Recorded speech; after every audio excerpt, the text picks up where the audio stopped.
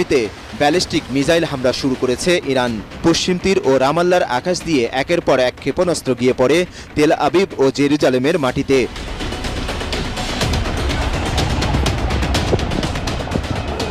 ইরানের বিপ্লবী গার্ড ও সশস্ত্র বাহিনীর বৃষ্টির মতো ছোড়া মিসাইল আঘাত হানে ইসরায়েলের বিমান ঘাঁটি নেভাতিমে।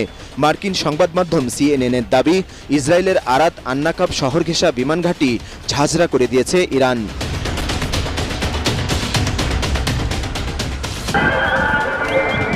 এ সময় গোটা এলাকায় সাইরেন বেজে ওঠে। আতঙ্ক ছড়িয়ে পড়ে ইসরায়েলিদের মধ্যে। দেশজুড়ে জারি করা হয়েছে জরুরি অবস্থা। ইরানের ক্ষেপণাস্ত্র ঠেকাতে আকাশ প্রতিরক্ষা ব্যবস্থা ব্যবহার করে ইসরায়েলি বাহিনী। মার্কিন নৌবাহিনীর সহায়তায় বেশ কয়েকটি ক্ষেপণাস্ত্র ধ্বংস করার দাবি করেছে তারা।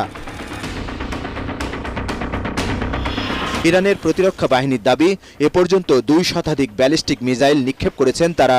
প্রয়োজনে